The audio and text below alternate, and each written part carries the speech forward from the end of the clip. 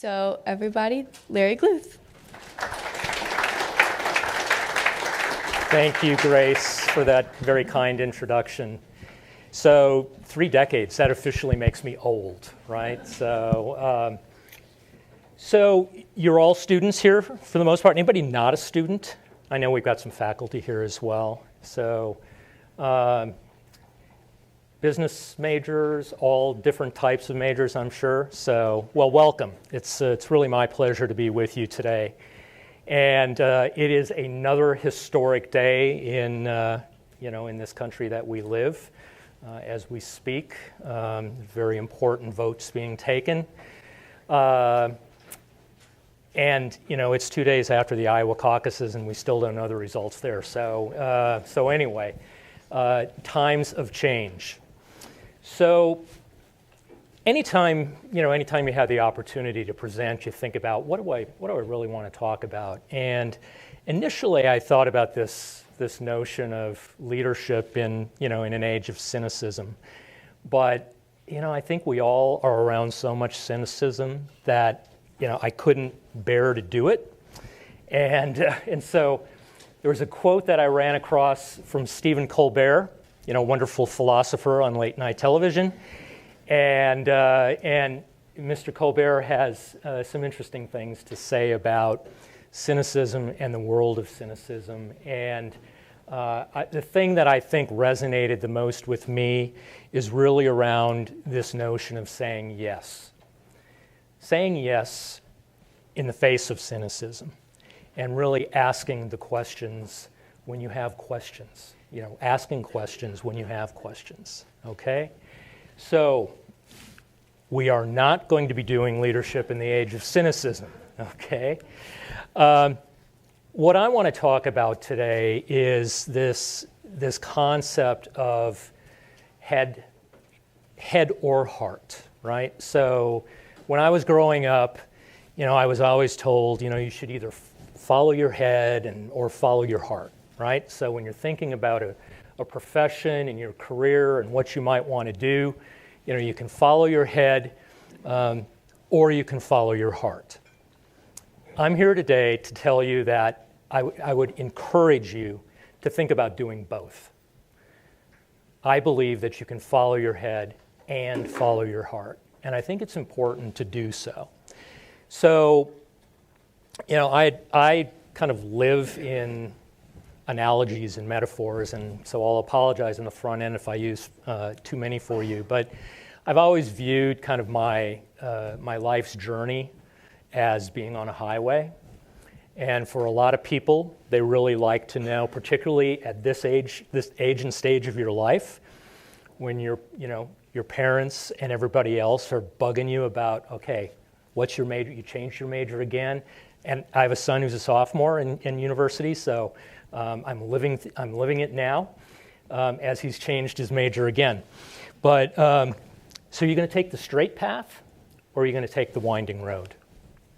So a little bit about myself. Grace told you a little bit, but real briefly, I grew up in Minnesota. Any Minnesotans in the audience?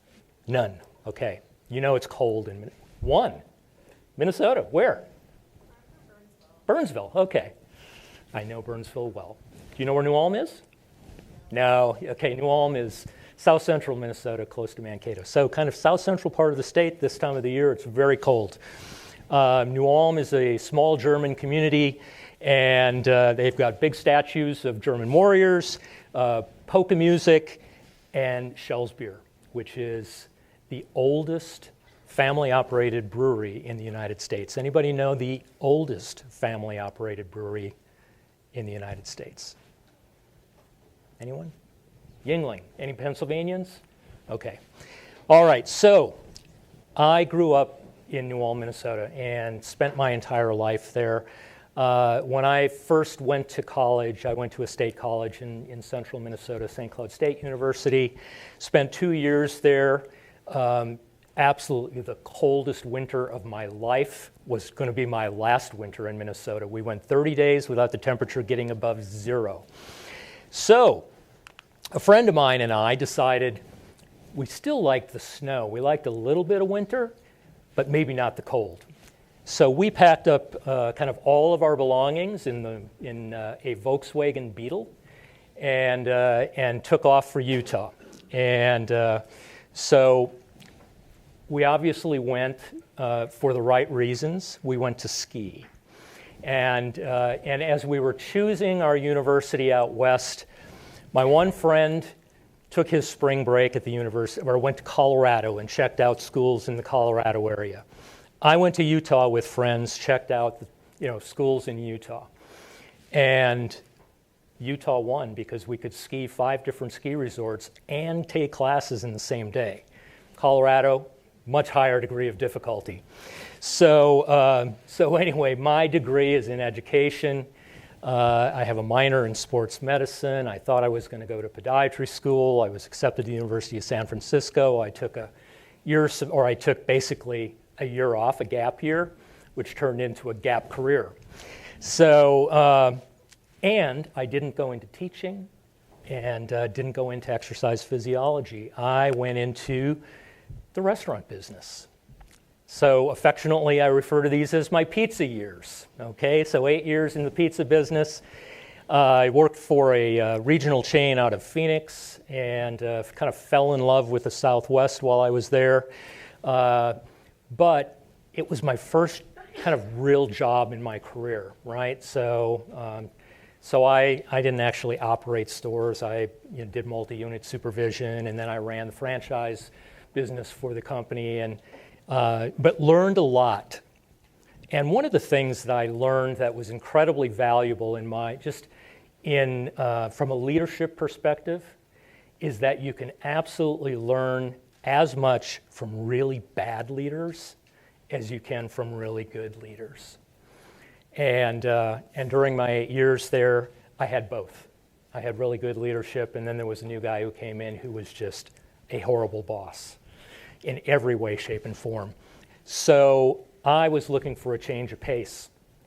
The other thing that I learned during the pizza years was to take a chance, to take a risk, right?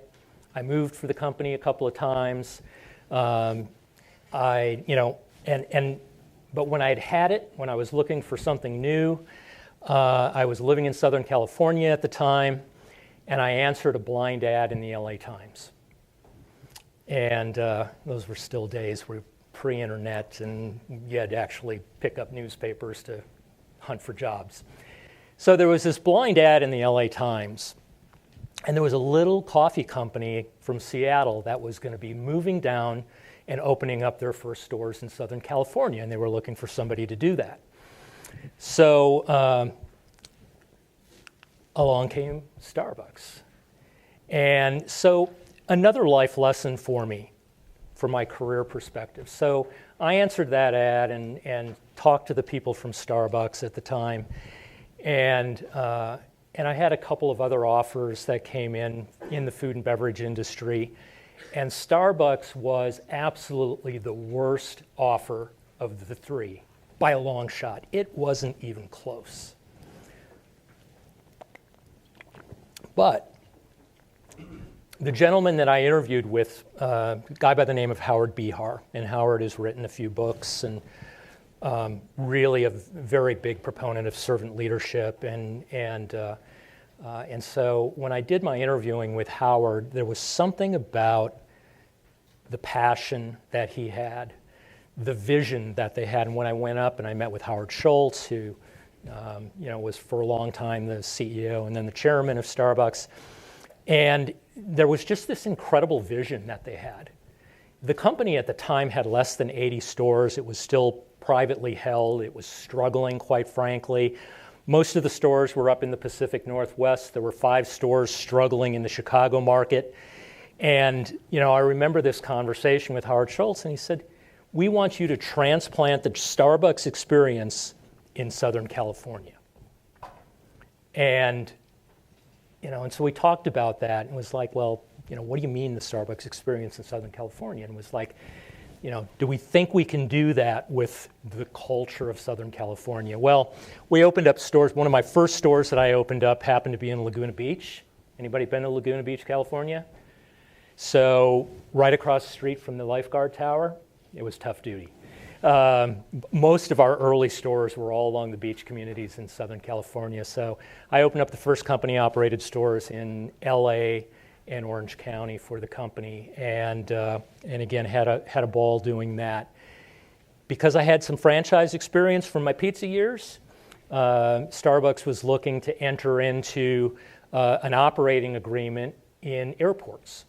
And so I was tapped to start the license business for Starbucks. And so basically grew that from its first airport in Seattle to 7 years later, many airports, hotels, colleges and universities, from basically $0 in revenue to $1 billion business. So it was a blast. Great opportunity to learn a lot while I was there. The company was growing very quickly. We went through our initial public offering, became a public company. And so I spent a total of 15 years at Starbucks, and it was a terrific experience. I thought I might, get to 20. The one thing I hadn't done at the company was to do an international assignment. I was getting ready to go overseas and work in the international division. And in 2005, Katrina hit the Gulf Coast. Hurricanes Katrina and Rita. Some of you would have been very young at the time. Some of you probably remember, the Gulf Coast. And so this particular picture was, I believe, Waveland, Mississippi, or Bay St. Louis, one of the two. That essentially was what the entire coast looked like, the entire Mississippi coast. You probably all remember, New Orleans and some of the stuff that was going on there. So I took a sabbatical from Starbucks. I had been volunteering with Habitat for Humanity in the Seattle area and was serving on their board.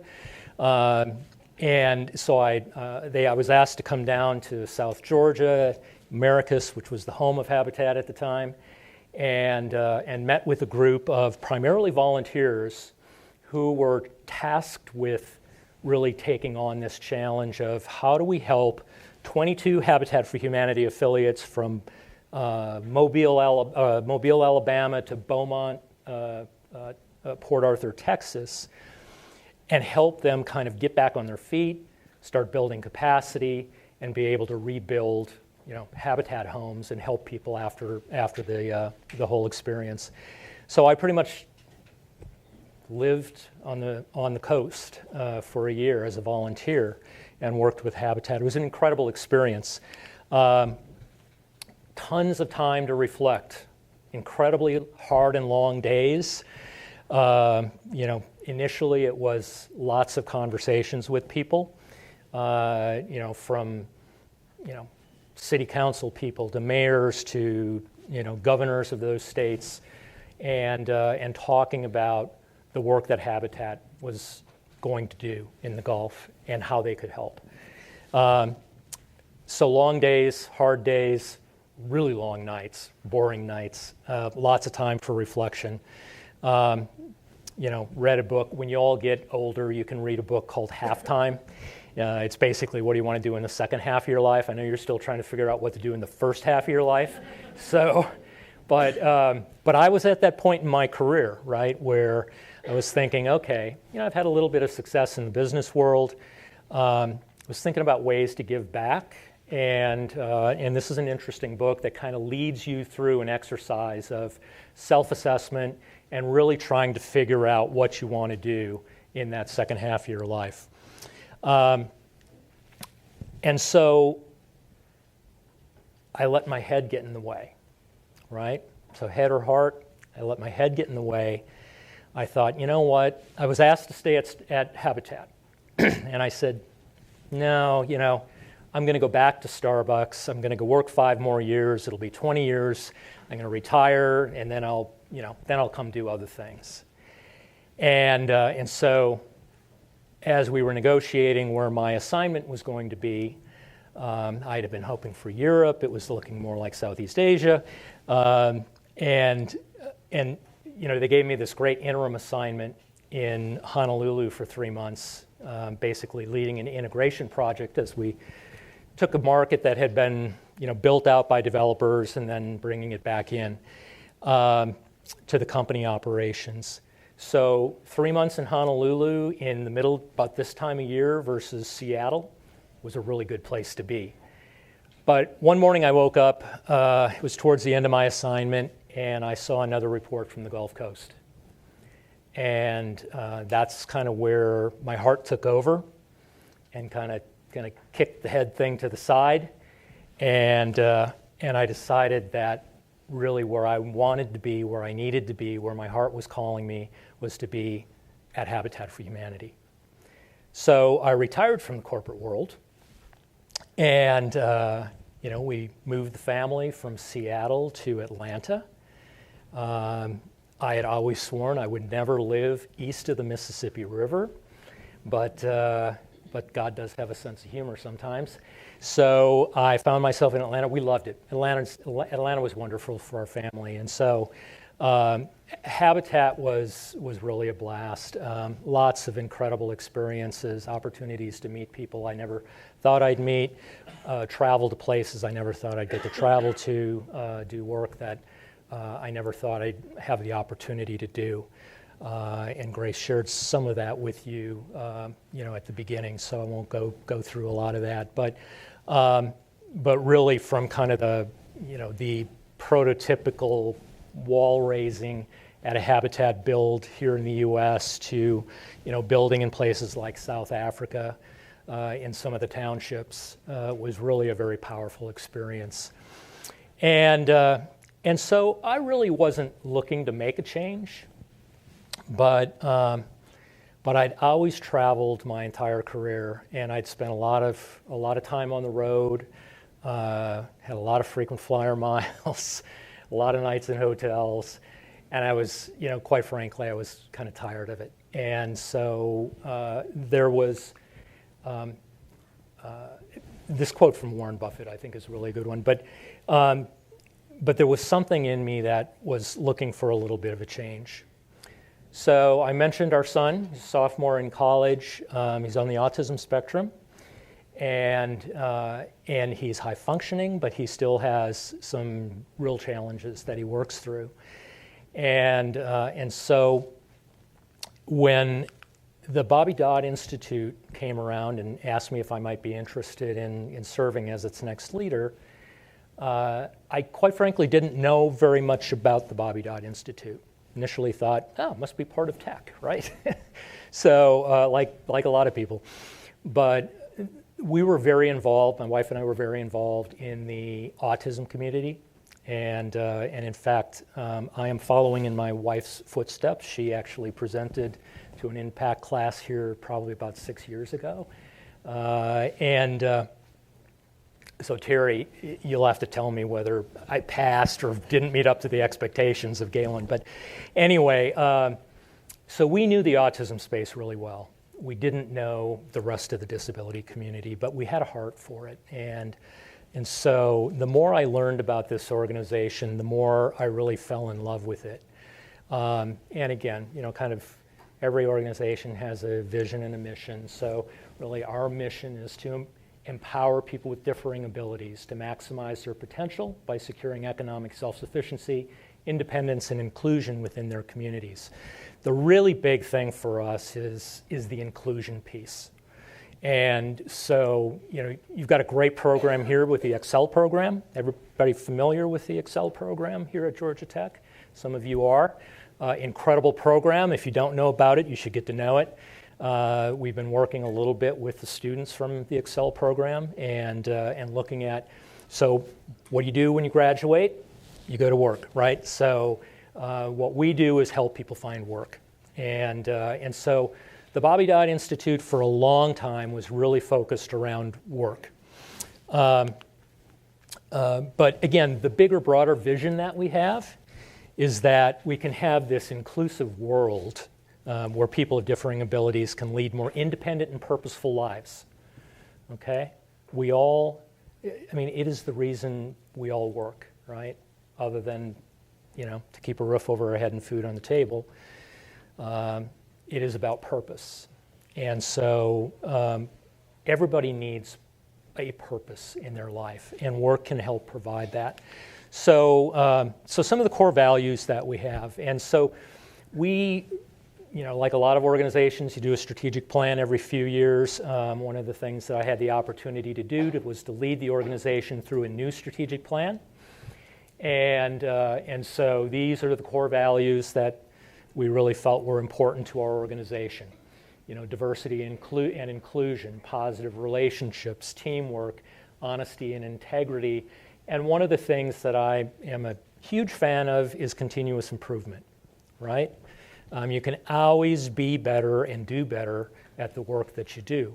Your organization can always do better at what they're doing. You can do it more effectively, you can do it more efficiently. But everybody needs to be part of that process. And so this is something that we've tried to ingrain in the culture and get everybody to think about, hey, because people on the front end of workflow are the first ones to experience the pain, right? Usually leadership is like the last people to experience the pain. And by the time I've, recognized it, or my colleagues in the leadership team have recognized it, it's pretty bad. So we really encourage everybody to raise your hand. If something's not working, let's fix it. So continuous improvement's really important. So what do we do at the Bobby Dodd Institute? At the end of the day, we empower and we employ. One of the things that we decided we were going to do as part of our strategic plan was to grow, okay? So for business students, 3 ways of growing, right? You can grow organically. So how do you continue to kind of grow your own business using all your existing business lines? That's one. You can grow by adding new business lines, okay? Or you can grow through mergers and acquisitions, okay? Those are basically the 3 ways that every organization can grow. And so we wanted to do the same thing. That was part of our strategic plan. We decided we were going to grow organically, we were going to add business lines to the things we were doing, and we would be open to mergers and acquisitions. So we had a sister organization on the other side of town in Decatur called All About Developmental Disabilities that had been around since the 60s is when they started organizing. The Bobby Dodd Institute actually spun out of All About Developmental Disabilities in the 80s.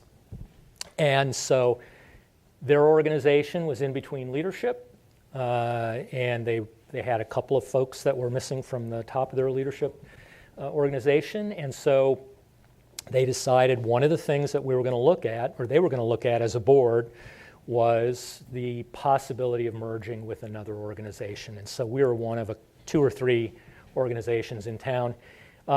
As we went through that exercise, it just made so much sense to be able to kind of bring the family back together. And we really positioned it as a family reunion.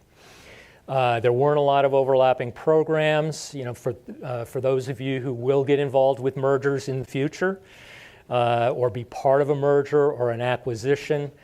They always talk about the overlap in an organization, right? Where's the overlap? Where can we look for efficiencies? Basically, which jobs are we going to get rid of, right? When we did the merger between the Bobby Dodd Institute and All About Developmental Disabilities, it was a pretty unique situation in that we brought these organizations together and we were right about here. There was no overlap. There were complementary programs. There were people that were, largely doing different programmatic work and different things in the organization. Now, when you get to the back of the house, there were a couple of overlaps, and but so we had a couple of people impacted, but not nearly what most organizations go through. And I'd been through a number of mergers in my past, and they can be incredibly painful. So we wanted to bring the teams together, and we focused the merger and our work in the merger kind of in 3 phases, right? Year 1 was going to be all about the people and the culture. Because if you don't have the people on board and you don't get the culture aligned, you're done. It will be a long and painful process that may never end. And there have been lots of organizations that are poster children for bad mergers and integrations. And so we really focused that year on bringing everybody on board and that was really our goal. Second year was really to look at all the business processes, right? So you've got all these different processes, where are the overlaps? We've got 2 strategic plans. Let's bring the strategic plans together and create one new one, and then let's move forward from there. So year 2 was about process improvement. And then, this year's the last of the 3 years. Now we're focusing on technology and really enhancing kind of our back office systems, primarily the technology component of that. Doesn't pay to do technology earlier, because if you've got bad processes, you just make bad processes faster. So, they always say fail fast, but that's probably not appropriate in a merger situation. People don't like to fail fast there. So anyway, we went through this merger. This is really our approach. BDI empowers and BDI employs. So our empowerment programs are primarily out of our Decatur office. These are really kind of the social services kind of piece of what we do. We focus on 3 areas: job and career programs. So we do assessments and job skills training, job placements, career coaching.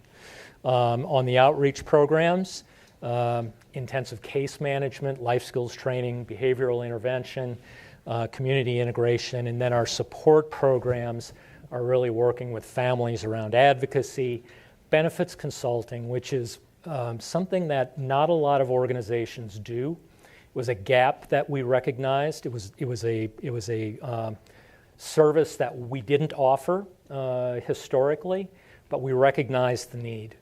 And being the parent of a child with a disability, one of the most frustrating things for my wife and I as we were going through that journey was trying to figure out where to go for services. There are a lot of really good services, but as a family, as a person with a disability, you oftentimes don't know where to go, how to access the services, how to engage with them, how long out of your life they might serve you, and then where do you go for the next chapter of your life. So one of the things in all the services that we do, we try to have kind of what's our North Star as an organization. We've decided that if we can be a trusted navigator for families, that is a service that's worth kind of holding out there. We want families to trust us in our being able to help guide them along the journey. So those are all of our empowerment services. Kamala is a great example of somebody who came to us. She's visually impaired.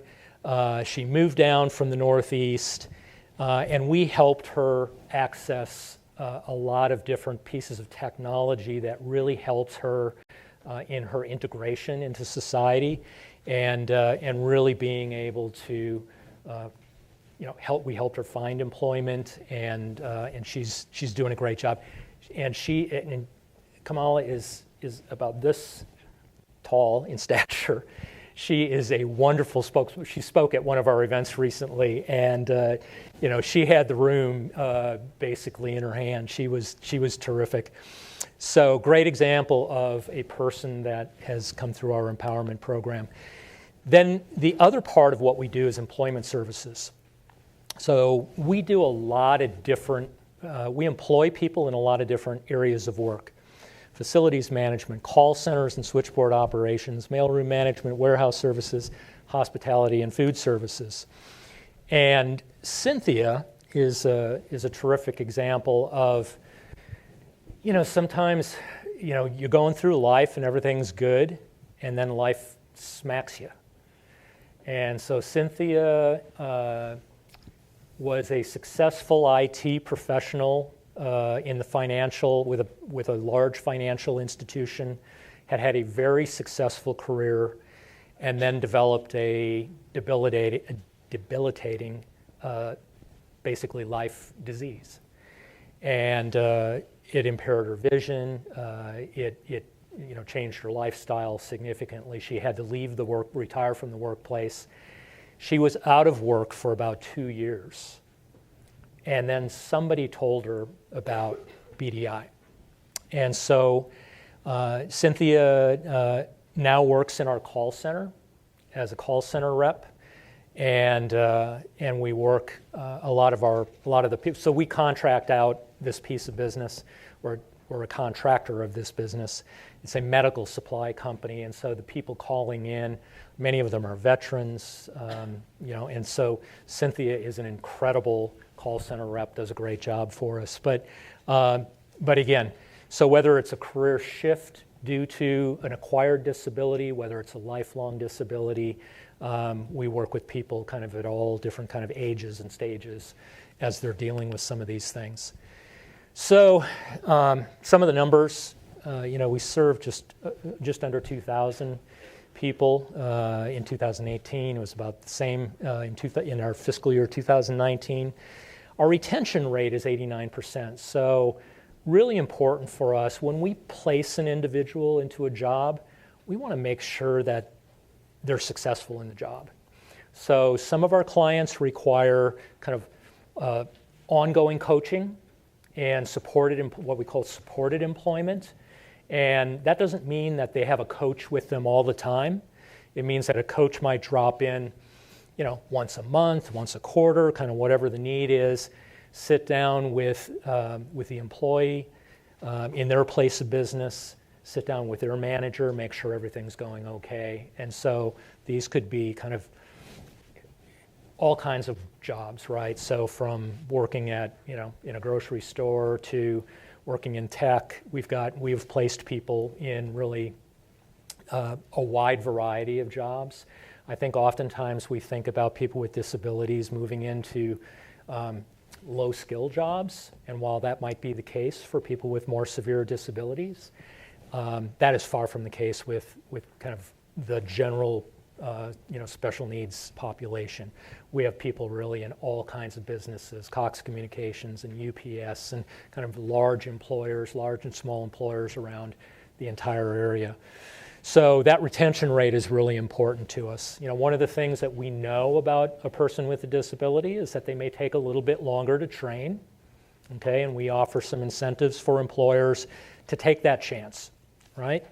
The other thing we know is that once they're trained and productive, they are not going anywhere. You've got them for a long time. They're comfortable. They like being where they're at. They like that, that feeling of being included, and they have found a home. And so we see that really the turnover rate of a person with disability, and once they find work, is extremely low. We help people, again, navigate the system. We've helped more than 700 individuals connect with their Social Security and Medicaid benefits over the last 4 years. That's one of those frustrating things as either a caregiver or a parent or as an individual when you're trying to secure benefits that you are entitled to in this country. It can take, on average, I think most of our clients say it takes 6-7 months in order to see their benefits.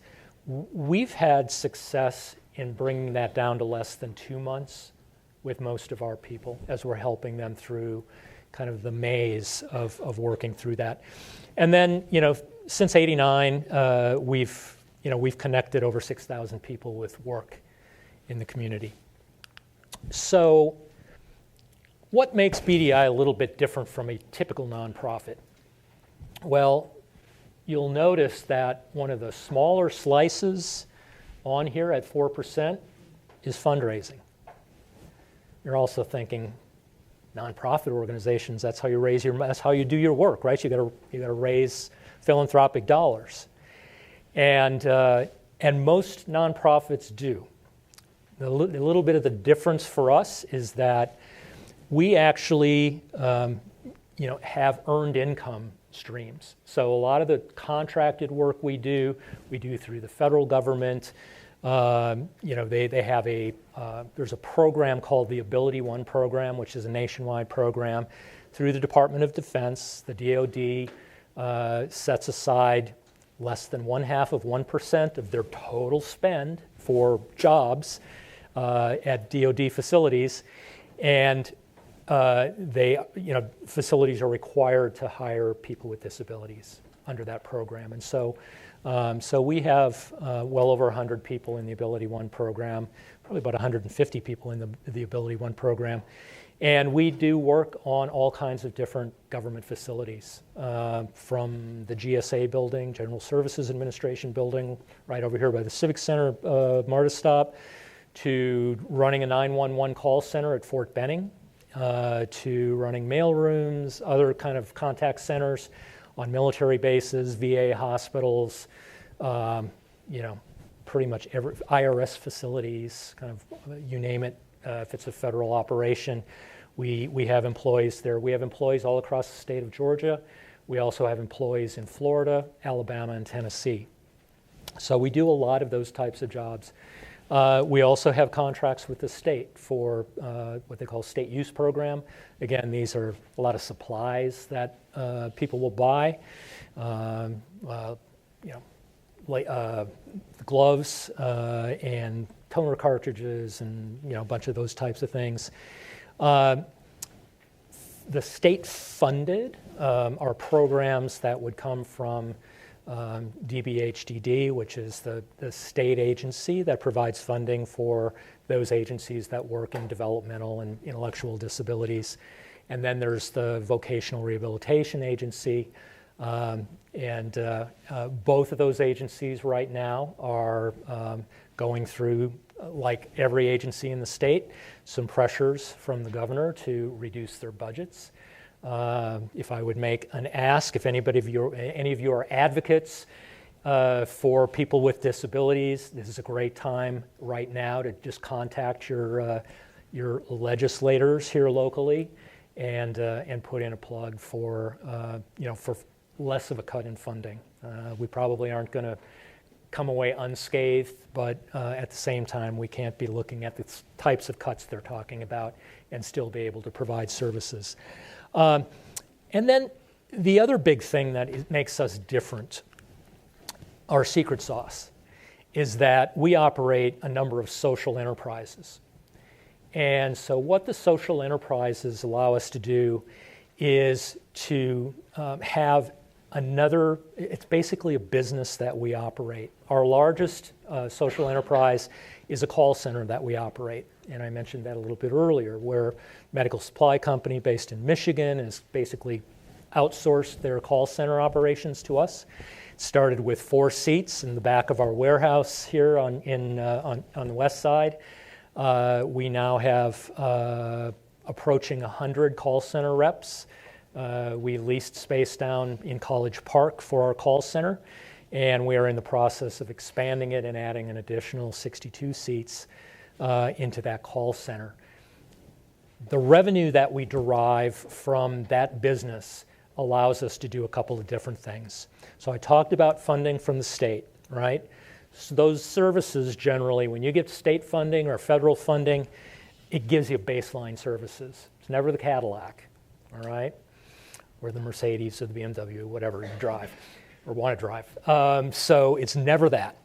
It is the entry-level model that you generally get through state and federal funding. What our social enterprises allow us to do is to subsidize some of the services that we can provide, to provide a higher level of service to the people that we serve. Okay. The other thing that allows us to do is to pay our people a little bit more than state agencies pay, by and large. And so the way you win in any business is you hire the best and brightest, right? You give them the tools they need to do their work, and then you execute all day long. So we've tried to take those same principles from the business world to the nonprofit world, which for many nonprofits is a struggle, right? But since we've got this, kind of tool in our tool belt, the social enterprises is one of those things that makes us a little bit different. Then, mergers and acquisitions combined with continuous improvement really allows us to provide a higher level of services. And we're continuing to look at other ways in which there might be a consolidation in this space, in this community. My personal feeling is there are probably too many providers, which at the end of the day, make sure that there's good services, but it duplicates a lot of back office functions and wastes a lot of money on administrative and overhead costs. So we can be more effective in delivering services to people that need those services. And so we're going to continue to look for those types of opportunities. Our current challenges, I mentioned the state and federal budget lines. Help us if you feel so inclined. Transportation is always an issue. In this town in particular, it's an issue for all of us. It is exponentially more of an issue for people with disabilities. Many of them don't drive, they rely on public transportation, so their job universe automatically is limited, okay? And then, it's a strong economy. So finding good people in a strong economy is always a little bit of a challenge. What I want to just kind of start to close on is, why would you want to choose a career? Why might you want to choose a career in the nonprofit sector, okay? So, one of the myths from long ago is that if you couldn't find a real job in the corporate world, go work in the nonprofit sector, okay? That's a myth, old myth. Another old myth is that you had to you basically take a vow of poverty to work in the nonprofit sector. That's a myth, right? You can make a good living in the nonprofit sector. And there are so many things that make this worthwhile. The impact that you have in your work every day, you get to see, you get to experience, you get to interact. So the direct societal impact is incredible, right? When I was in the corporate world, we talked about shareholder value, right? What are you doing to enhance shareholder value? Well, shareholders, Anyway, so I would just basically maintain that you can do good and do well, okay? So, what questions do you have? And before you ask any questions, we ask that you raise your hands and wait for either me or Chris to hand you a microphone. Okay. Thank you. No, I mean, I'll let you guys do air traffic control, and whoever has the mic has the floor.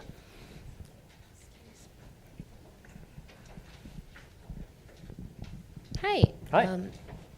Yeah, so I guess I'm just kind of wondering, so, in our society, we have, there's quite a stigma surrounding people with disabilities. So my question is, how do you identify companies or organizations that are willing to employ people with disabilities?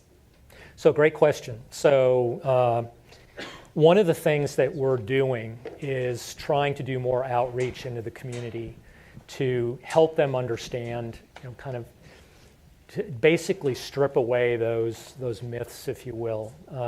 It's too hard, it's too complicated, it'll cost me a lot of money if I have to do accommodations, on and on and on. All of those things can really be very minimal. And particularly if we can help match up kind of the person with the job. So we go out to many employers and we do disability awareness training and help and work with managers and HR folks in those companies to help them understand. The really cool thing now is that there's some data starting to surface about, it used to be that people would, we're going to hire people from the disability community because it's the right thing to do, because it's part of our, social, campaign and all this other stuff. And I think a lot of us as providers always felt that was a lot of hooey. It's just like at the end of the day, you've got to give people a good business reason for hiring a person with a disability. And so the way that we've really been trying to address this is, again, if you can get through that learning curve with them, attrition, turnover is expensive. It's really, really expensive for companies.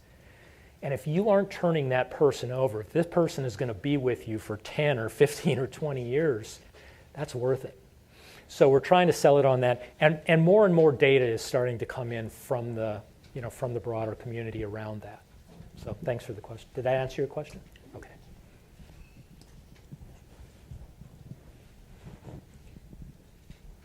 Okay, we have a question here. Hey, could you more specifically outline your relationship with the Excel program here at Georgia Tech? Other than being raving fans, we actually have started to do a little bit more between the programs, and we just had some students on site yesterday, I believe, or it's this week that they're going to be on our campus, and we're going to talk about potential jobs that we might be able to help, start looking for, for placements for people who will be graduating. So we'd love to have kind of a deeper partnership. But as that program continues to grow here on campus, and we continue to kind of grow and evolve, I'm sure that'll happen. So.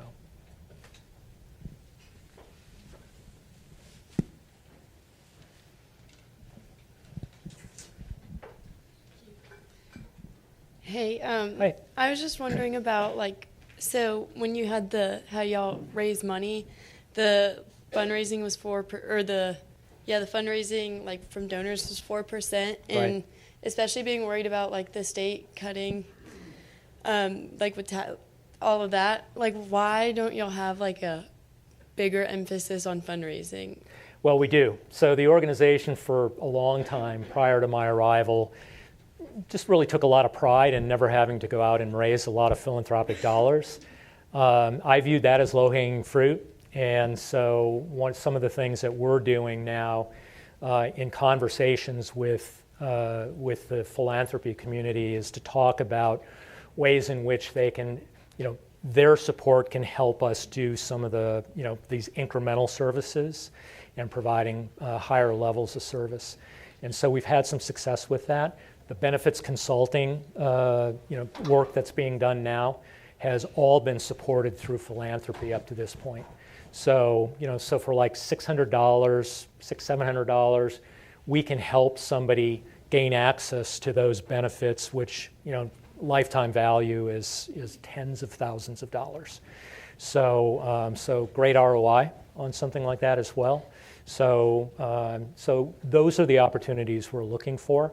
And, the other thing with nonprofits is that they tend to raise money sporadically through capital campaigns. And so we are not any different from that. We're actually, I guess I can announce it now. We haven't closed, but we've finalized everything. We're buying a piece of property adjacent to ours on the west side. And really our goal will be to build new administrative headquarters probably 4 or 5 years down the road. So that will be kind of our lead for the capital campaign. So we'll be looking to raise a lot of money from philanthropy. So I know Terry had a question up top.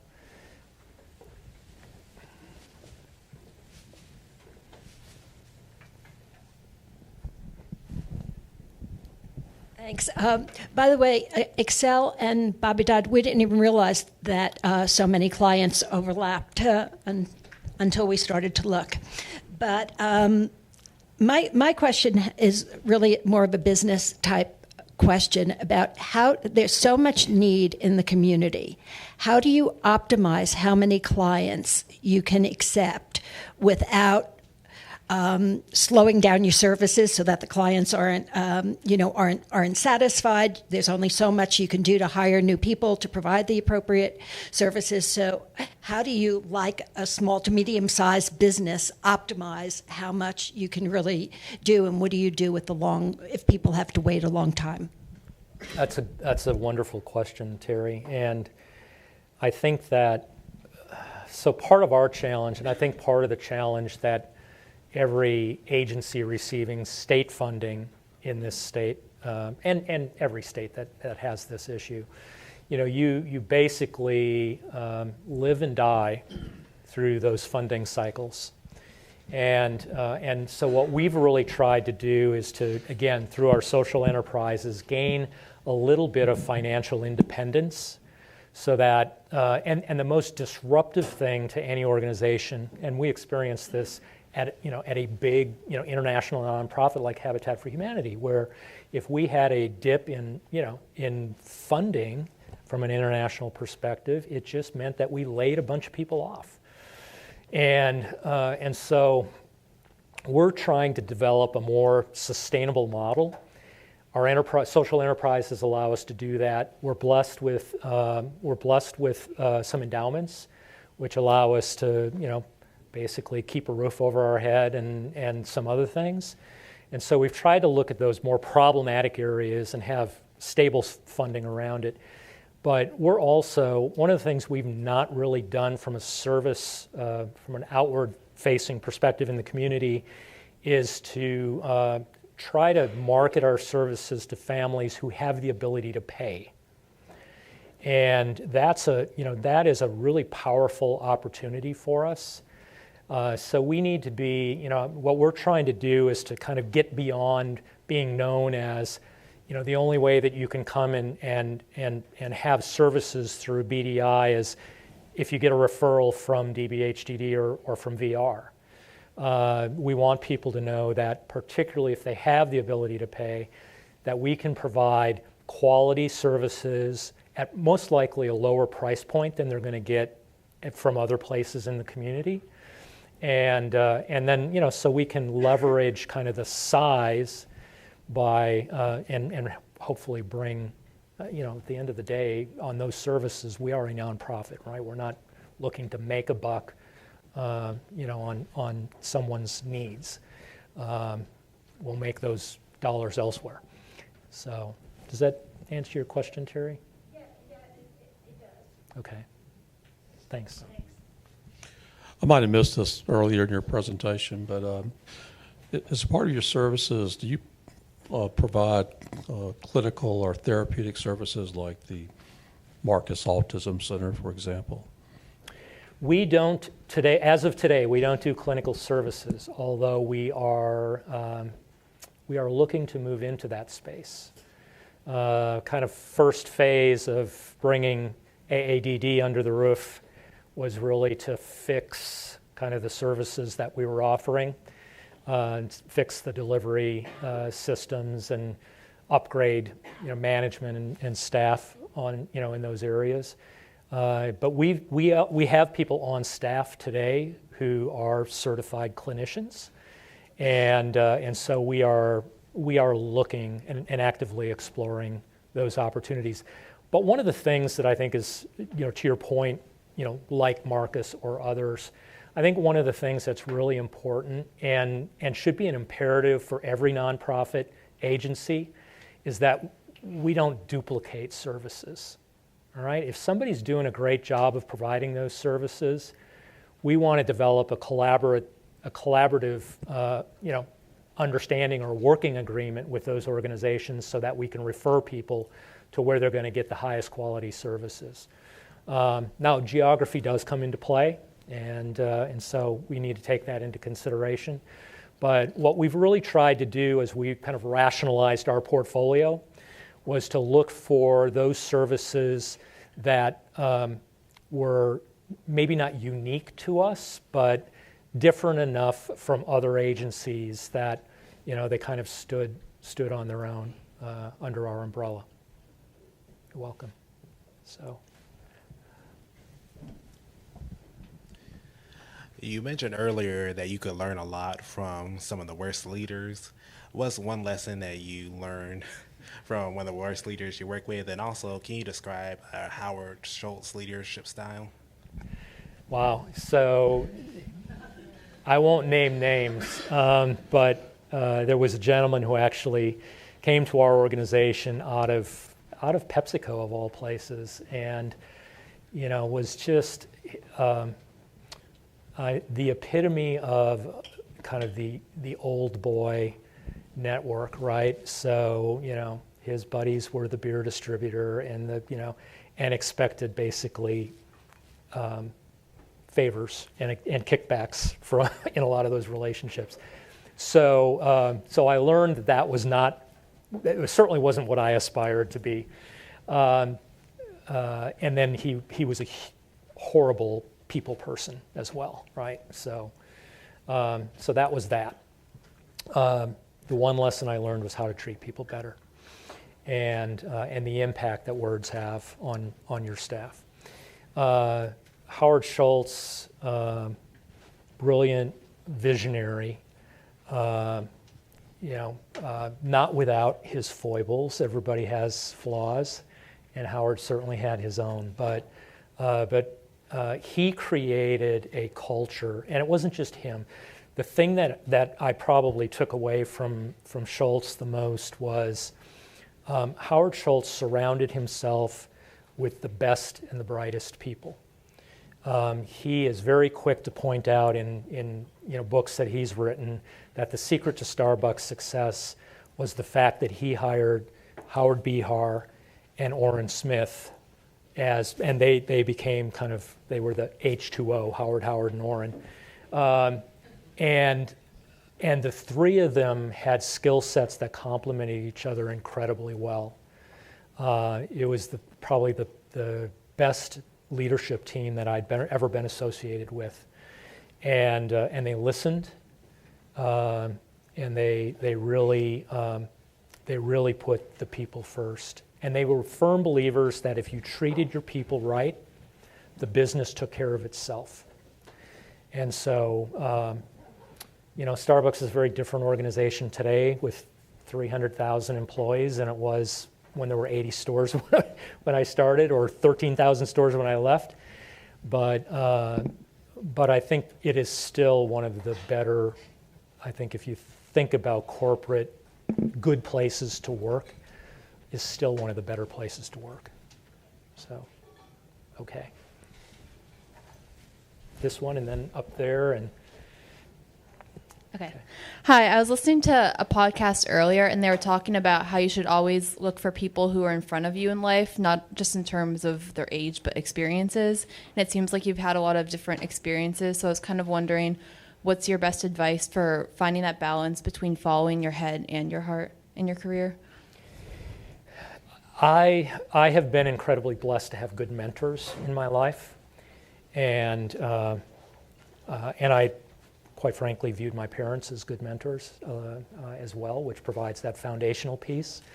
But then blessed with good mentors along the way, and the loneliest place for any leader is when you get to a point in your life where you lose contact with a mentor, at least for me, and so. My advice would be, you're never too young, you're never too old to have a mentor.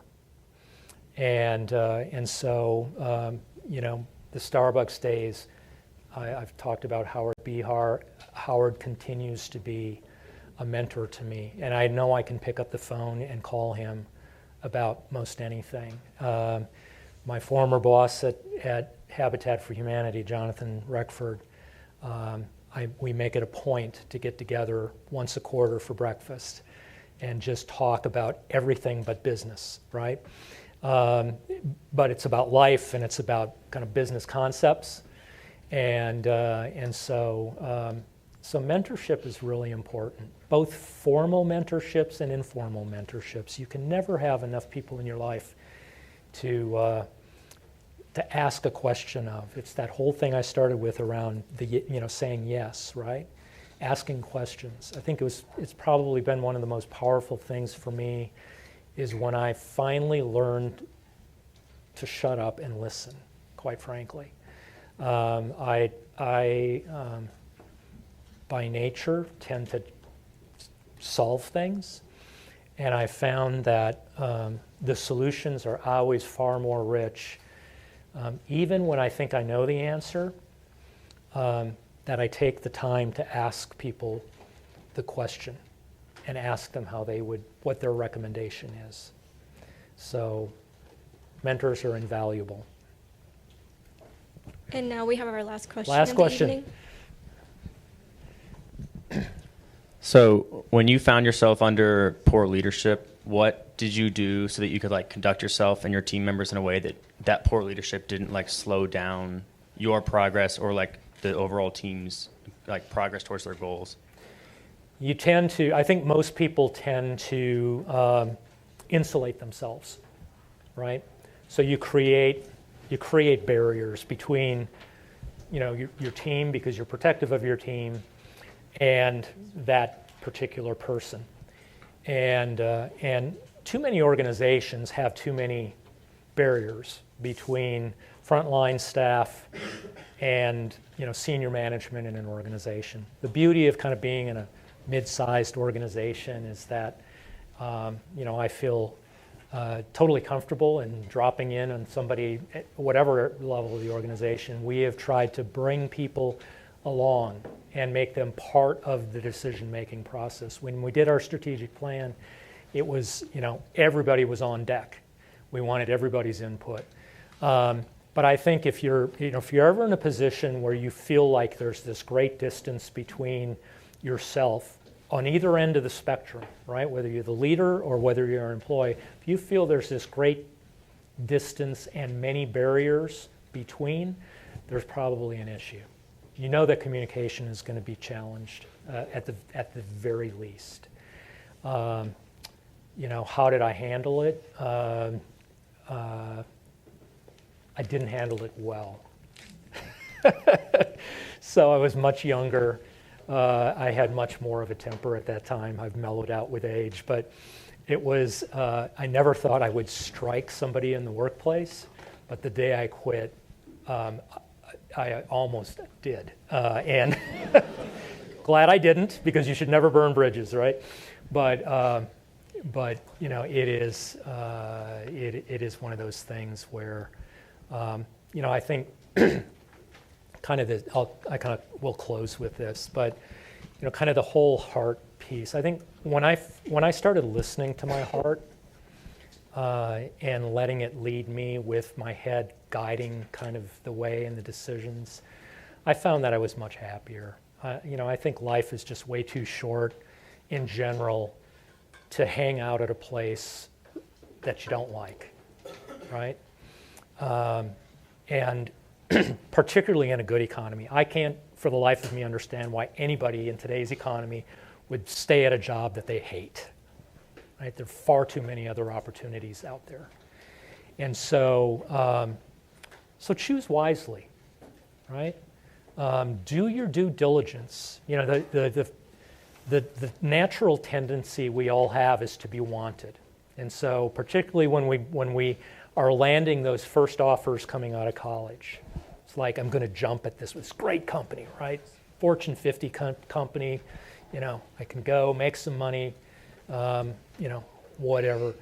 Do your due diligence. Find out what kind of a company it is. Find out what kind of culture it has. It is so much easier to do that today than it was 20 years ago. Social media now will tell you everything about a company, good, bad, or indifferent. But do your homework. It is far more than just about the base pay, the bonuses, and the bennies. The company culture is important. So thank you. I have thoroughly enjoyed my time with you. Thanks for having me.